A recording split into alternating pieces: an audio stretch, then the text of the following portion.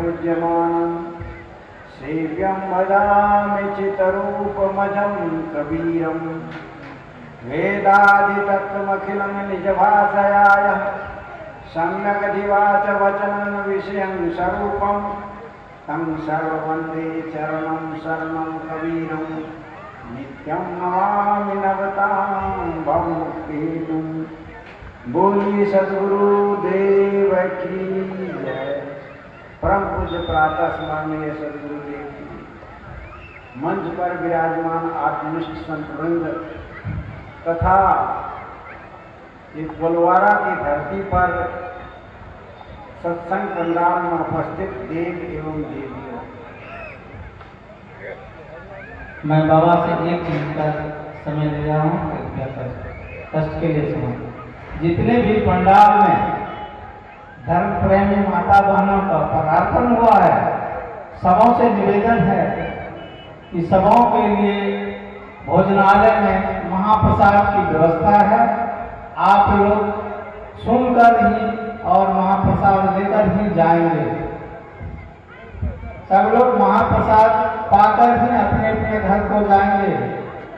कृपया आप लोग शांति पूर्वक बाबा के मधुर वचनों की वाणी को सुने। धन्यवाद। बोलिए सद्गुरु देव की जय।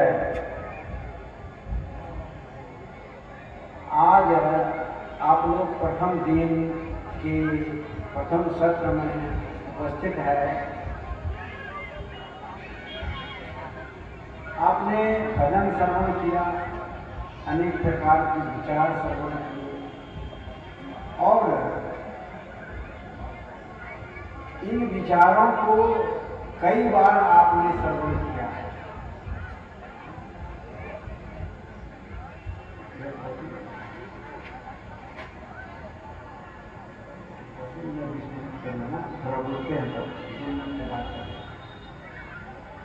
तो आप बहुत दिन से सत्संग सुन रहे हैं, कई तरह के विचार सुनते हैं, लेकिन चावल है, दाल है, सब कुछ है, जब तक आप उसको भोजन बना करके खाओगे नहीं तब तक पेट नहीं भरेगा। ये बात तो आप सब कोई जानते हैं,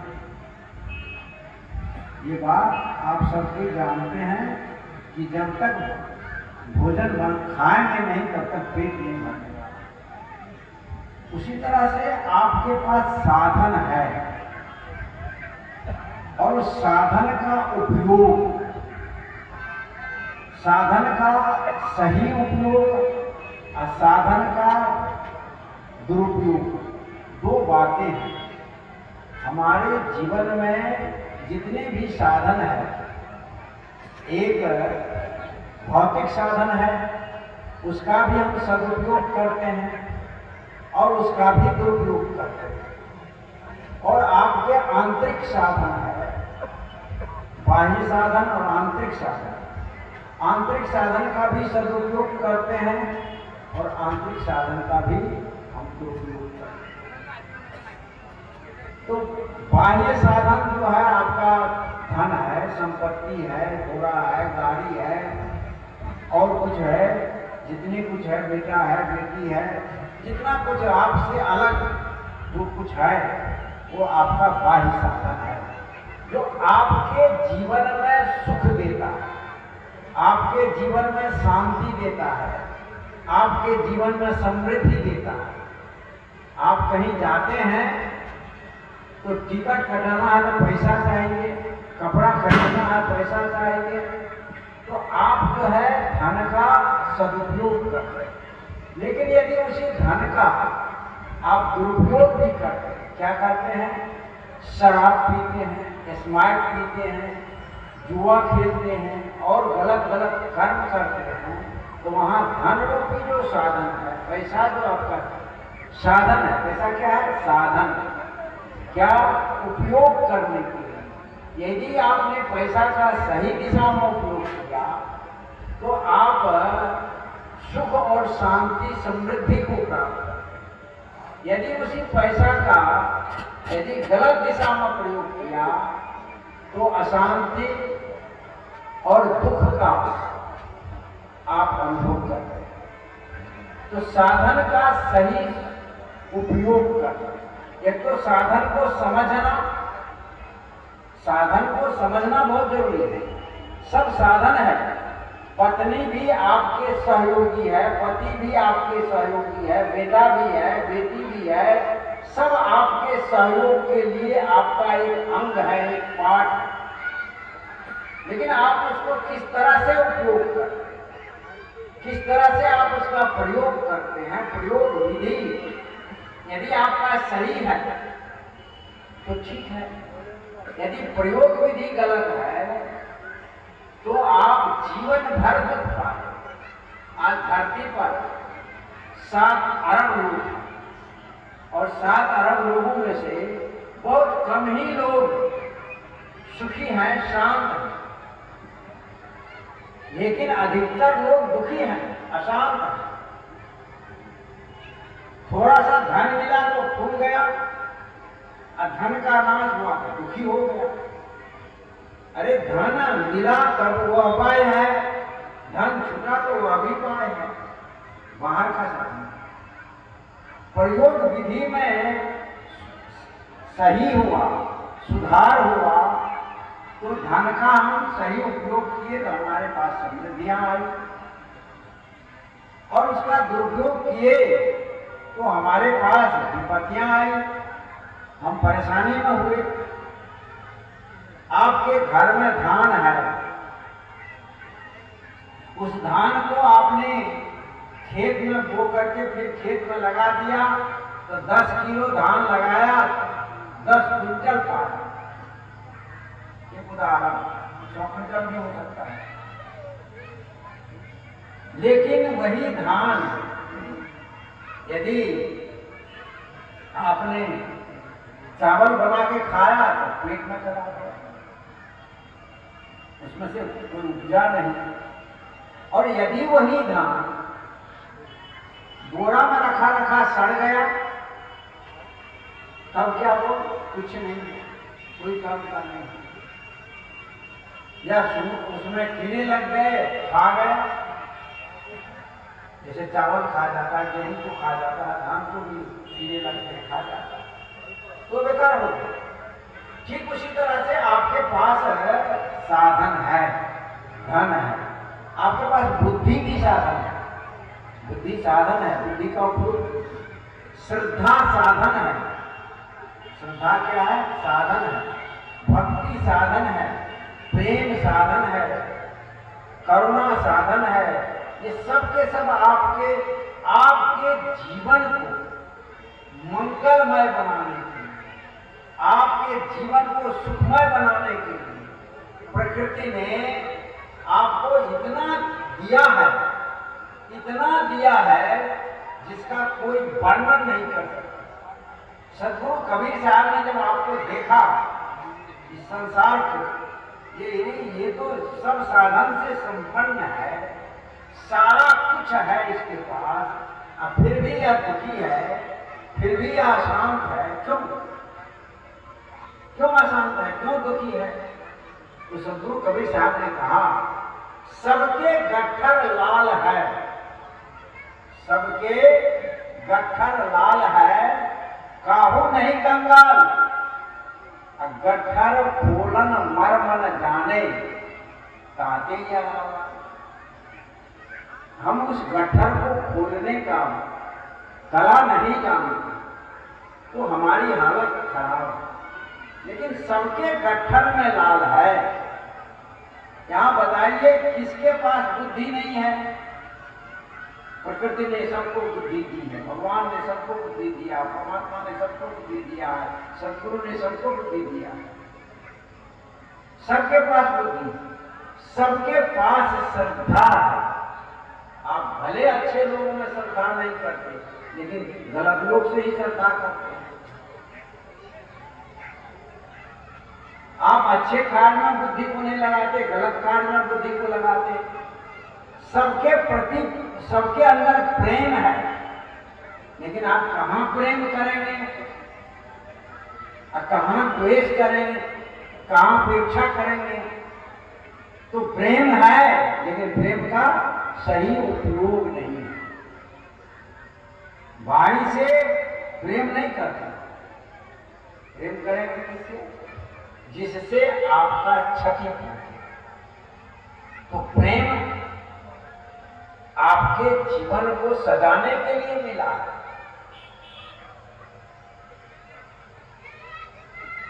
यदि शराब से आपने प्रेम किया तब क्या हुआ? आपने 500 रुपए कमाया और वही पी करके और कर करके खत्म कर दिया। आपने गलत चीज से प्रेम किया, आप अपने जीवन को बर्बाद कर दिया। तो मतलब यह है, आप बुरी वस्तुओं को, बुरी चीजों को आप अपने जीवन में रखते हैं। श्रद्धा है, श्रद्धावान लभते ज्ञानम यत् इंद्रिये संयमः। श्रद्धा आपके पास साधन है, शक्ति है, उसका उपयोग कहां करते हैं? जहां आप गर्त में जाए उधर आप श्रद्धा करते हैं, असली गानों में, असली चित्रों में, असली और चीज में। जहां सत्संग की बात है, ज्ञान की बात है, ध्यान की बात है, साधना की बात है, वहां श्रद्धा नहीं। ध्यान में आप 1 घंटा नहीं बैठ सकते, मन पर अपना विचार नहीं करते। विचार तो आपके पास है, लेकिन अपने ऊपर विचार नहीं करते, दूसरे के ऊपर विचार करते हैं। कबीर साहब ने कहा, करो विचार तो सब दुख जाई, फणिहरि झूठा के सगाई। विचार करना है, लेकिन किस पर? अपने ऊपर विचार करना, अपने कार्यों पर विचार करना है, अपने व्यवहारों पर विचार करना है, अपने खान पान इस पर विचार करना है। आप बोलते हैं तो उस पर विचार करें। आज बिना विचारे जो करे सो पाछे पछताए, काम बिगाड़े आपना जग में हो जाता है। जो बिना विचार करके काम करता है उसका काम बिगड़ता है, उसका नुकसान होता है। जग में हंसी होती है, काम बिगाड़े आपना जग में हो हंसा, संसार उसको हंसता है। तो विचार करके नहीं करता। विचार आपके पास साधन है, लेकिन उस साधन का दुरुपयोग करते हैं, सदुपयोग तो करते नहीं। इसलिए सही दिशा में सही साधन का सदुपयोग करें। ये आज से इस कोलवारा की धरती पर आप आए हैं, तो आज से ये संकल्प लें कि हमारे पास जो जितने भौतिक साधन है, जितने आध्यात्मिक साधन है, जितने आंतरिक साधन है, सबको सही दिशा में प्रयोग करें। तो आप यदि सही दिशा में प्रयोग करेंगे तब क्या हो जाएगा? आप स्वयं कबीर हो जाएंगे, आप स्वयं राम हो जाएंगे, स्वयं सीता हो जाएगी, स्वयं मदालसा हो जाएगी, स्वयं गायत्री हो जाएगी। लेकिन यदि गलत दिशा में प्रयोग करेंगे, बुद्धि रावण के पास नहीं, बुद्धि राम के पास। रावण ने अपने बुद्धि को गलत दिशा में लगाया, अपने भी नाश हुआ, कुल परिवार का भी नाश कर दिया। और राम ने भी के पास बुद्धि थी, वो अपने सही दिशा में प्रयोग किया। सोचा कि भाई तो है, छोटा भाई राजगद्दी पर बैठा, हम जाते हैं संतों का दर्शन करेंगे, ज्ञान वर्धन करेंगे, परोपकार का काम करेंगे, दूसरा काम करेंगे। प्रेम को अपनाया, प्रेम राम भरत को, भरत राम को, अयोध्या बचा गया, राम भगवान हो गए। तो बुद्धि तो है, बुद्धि का सदुपयोग किया, बुद्धि का दुरुपयोग किया, शक्ति का दुरुपयोग किया। तो अपने शक्ति साधन का हम सदुपयोग कैसे करें? सत्संग यही सिखाता है। सत्संग सिखाता है कि आप अपने जो साधन है, श्रद्धा है, श्रद्धा कहाँ? परम पूज्य सद्गुरुदेव जी लिखे हैं, सत्प्रकाश पुस्तक आपके पास होगी। श्रद्धा और भक्ति प्रेम से सत्संग करना। श्रद्धा, भक्ति और प्रेम, तीन साधन। साधन तो आपके पास बहुत है, तो ये तीन साधन का उपयोग कहाँ करना है? श्रद्धा और भक्ति प्रेम से सत्संग करना है। जब भी सत्संग करें उसमें श्रद्धा रहे, भक्ति रहे और प्रेम रहे, तीनों। यदि आप तीनों कर रहे हैं, सत्संग कर रहे हैं, अतिशय दुखद विषयादि प्रपंचों को तजना। छोड़ना किसको चाहिए? जो विषय आदि का प्रपंच, जो दुख का कारण है, उसको छोड़ना। लेकिन हम करते क्या हैं? श्रद्धा, भक्ति और प्रेम कहाँ लगते हैं? विषय और प्रपंच में, और अनमनस भाव से सत्संग में आते हैं।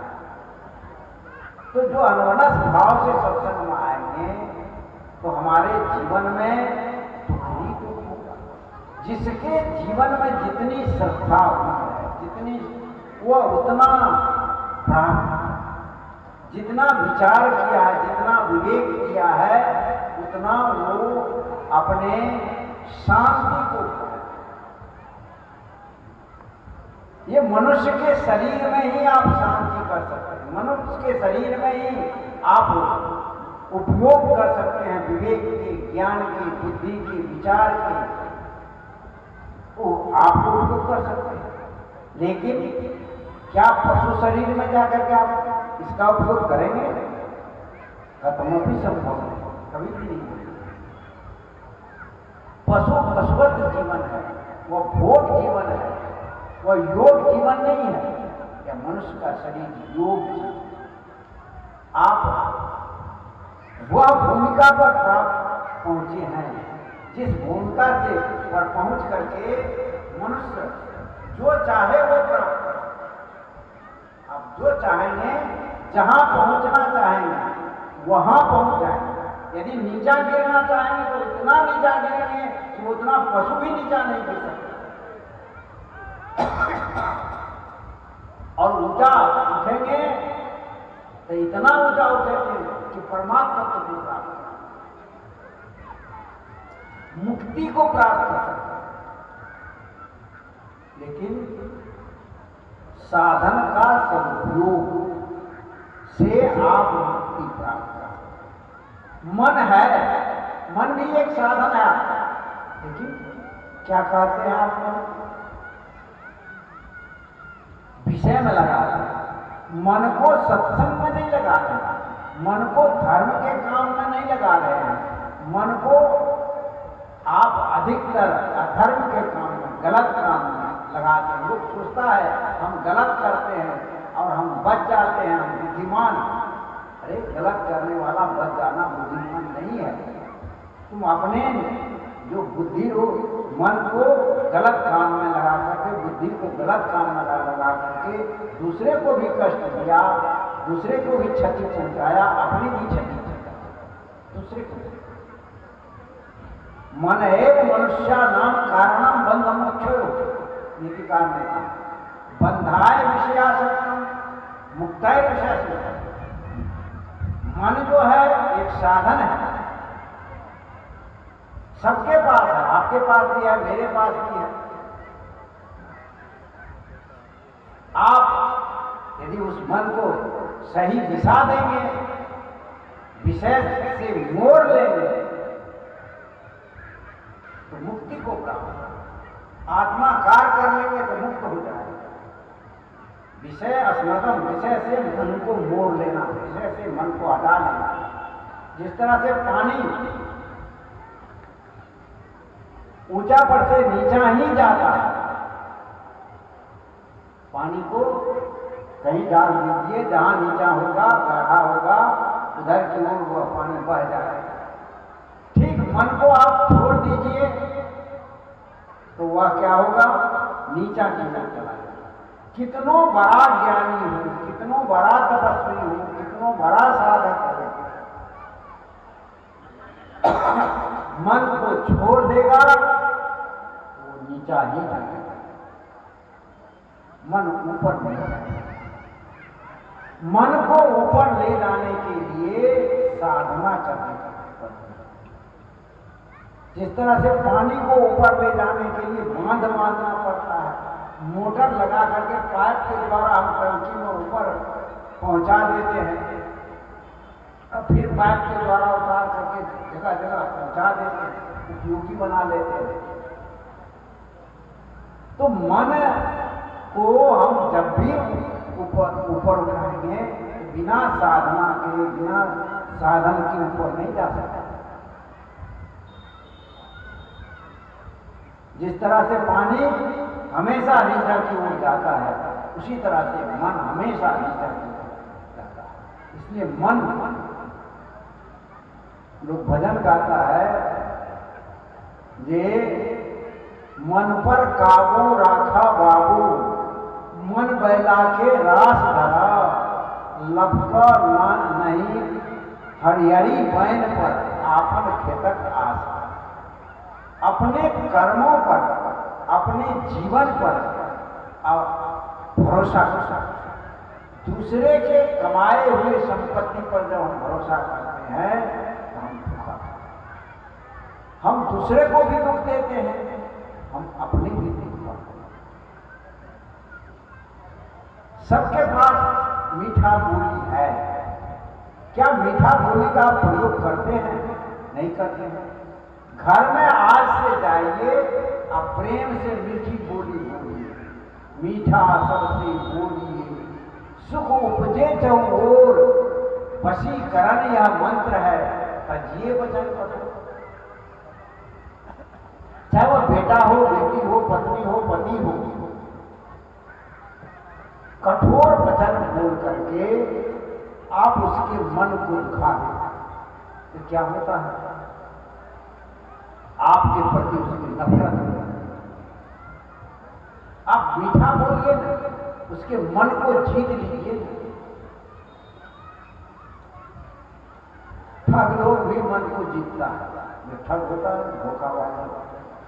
आपके पास आएगा, मीठी मीठी बात बोलेगा, चापलूसी बात करेगा और आपको अपने जाल में वो फंसा लेगा, तो क्या होगा।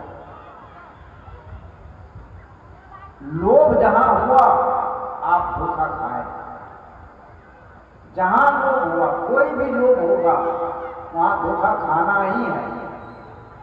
जहां लोभ होगा, लोभस्य पापस्य कारणम, लोभ ही पाप के कारण है, लोभ ही सभी पापों का बाप है। चाहे वह धन का लोभ हो, पद का लोभ हो, प्रतिष्ठा का लोभ हो, और किसी स्त्री पुरुष के प्रति, पुरुष स्त्री के प्रति आकर्षण का लोभ हो, तो धोखा खाएगा, वो पाप होगा। सभी पाप के मूल में लोभ है। लोभ सभी पाप का पाप। कोई भी गलत काम होता है वहां लोभ प्रवेश होता है, इसलिए लोभ को दूर करो। यदि आप उसका लोभ को रूपांतरण करोगे, लोभ कहां रूपांतरित होगा, उस लोभ को मुक्ति में लगाओ, मुक्ति प्राप्त।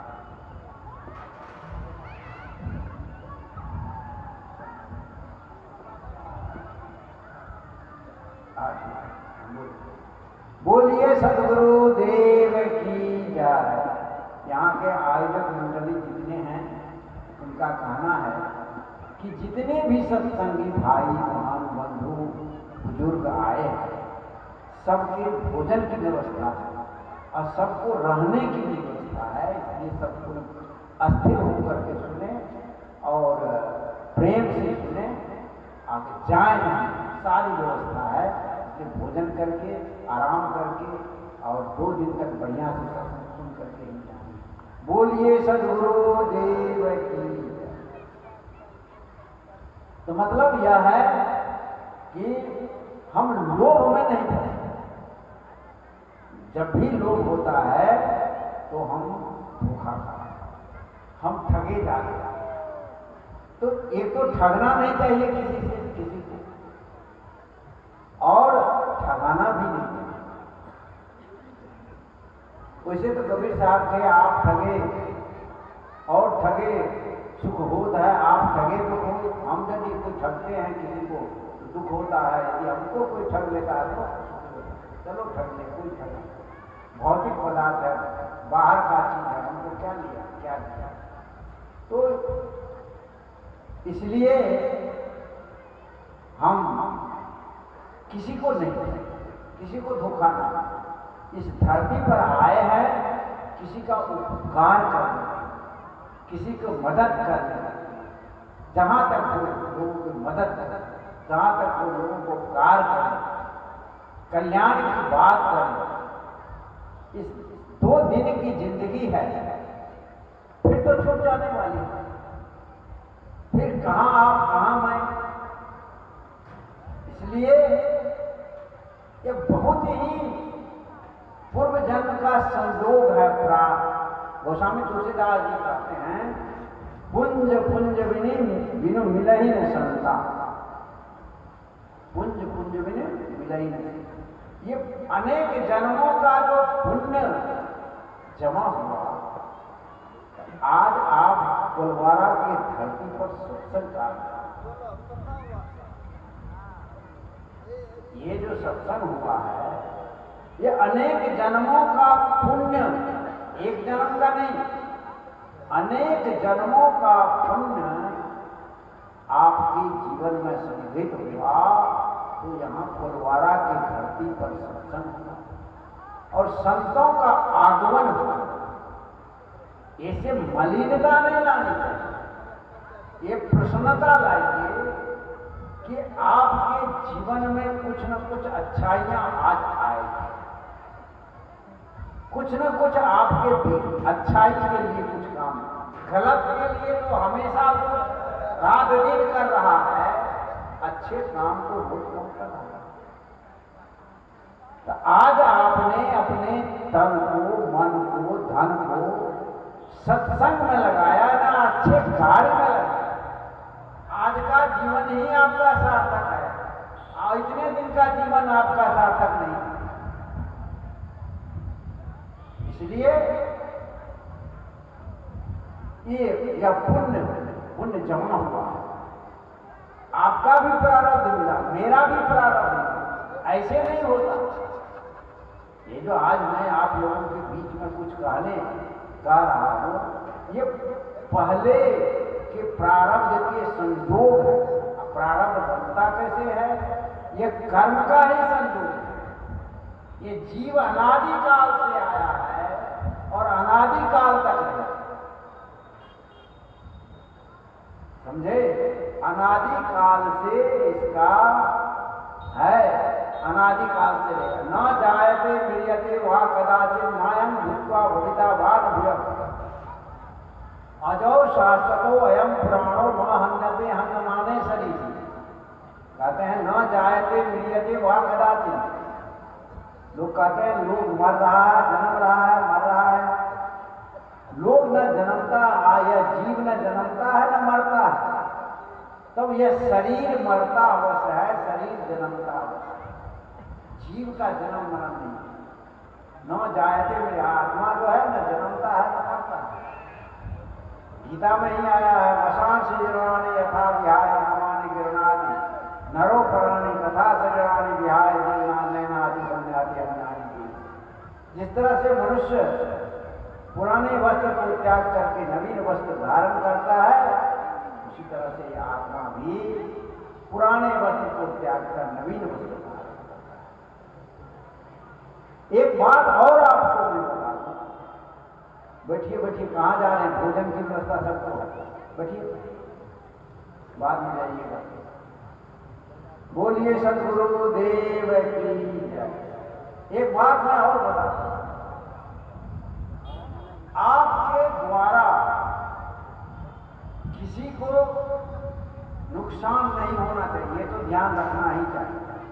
यदि कोई आपको नुकसान कर दिया है, किसी भी तरह से क्षति पहुंच गई है आपको, चाहे वह मानसिक क्षति हो, शारीरिक क्षति हो, आर्थिक क्षति हो, वैचारिक क्षति हो, बहुत किसी भी तरह की क्षति हो, तो यह जानिए कि वह क्षति अब पूर्ति होने वाली है।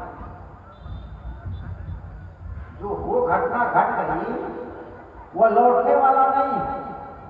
हाँ, सुधार करके आगे उसकी घटना न घटे। जैसे मान लिया जाए कोई आदमी गाली किसी को दे, तो क्या वह गाली वापस होगा? क्या गाली वापस हो जाएगी? नहीं होगी। चाहे वो कितनों रुपए खर्चा कर दो, अरब खरब खर्चा कर दो, वापस होने वाले नहीं है। इसलिए हाँ, दोबारा गाली ना दें, ये विचार। यदि दे दिया है या कोई नुकसान कर दिया है तो वो वापस होने वाला नहीं है।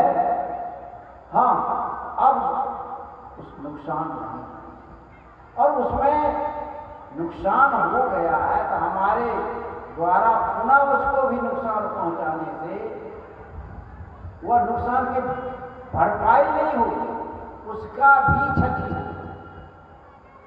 उसकी भी, मान लिया मैंने आपको एक लाठी मारा, आपके शरीर में दर्द हुआ, आपने मुझे भी एक लाठी मारा, मेरे शरीर में दोनों आदमी में दर्द हुआ जी। या दो लाठी मारा तो हमको डबल दर्द हो गया, आपको एक लाठी मारी। तो मतलब यह है, जब भी नुकसान वाली बात होगी तो वह लौटने वाली नहीं, कोई क्षति की पूर्ति नहीं होगी, क्षति हो जाती है। इसलिए जिस स्थिति में रहे उसी स्थिति में शांत रहे, सुखी रहे, वह लौटेगा नहीं। इसलिए किसी से नफरत मत कर, किसी से वैर मत कर, किसी से द्वेष मत करना। तब करना क्या है? प्रेम करना। हाँ, यदि गलत व्यक्ति है तो उससे दूर अवश्य, क्योंकि आया है मैत्री करुणा मुदिता उपेक्षा सुख दुख पुण्य विषया। कहता है मैत्री करुणा मुदिता उपेक्षा। धरती पर बहुत तरह के लोग हैं, हम किससे मैत्री करें? मैत्री अपने से बराबर वाले के साथ मैत्री करें, मित्रता।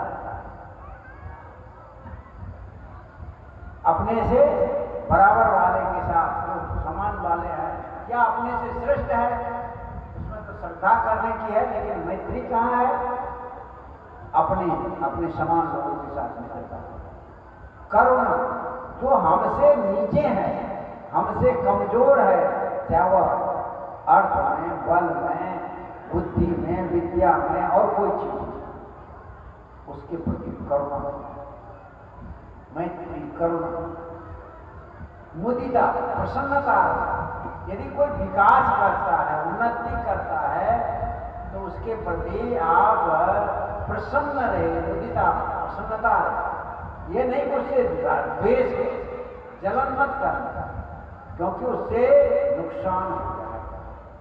जब हम किसी के सहयोग करते हैं तो सहयोग हम पाते हैं, कहीं भी सहयोग करते हैं तो हम सहयोग पाएंगे। आज देखिए भारत को देखिए, भारत तमाम देशों को मैत्री की निगाह से देखता है, सहयोग की निगाह से देखता है। तो आज देखो भारत आगे बढ़ रहा है।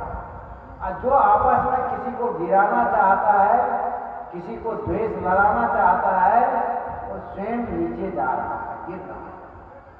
तो हम किसी से द्वेष न करें, मित्रता करें, मैत्री की, प्रसन्नता रहे, दूसरे की उन्नति में दूसरे के विकास से हम खुशी रहें, सुखी रहें। मैत्री, करुणा, मुदिता, उपेक्षा। आप कहते उपेक्षा किससे करना है? शराब पीने वाले से मैत्री करोगे तो क्या होगा? आप भी शराब नहीं करोगे। जुआ खेलने वाले से आप मित्रता करोगे तो आप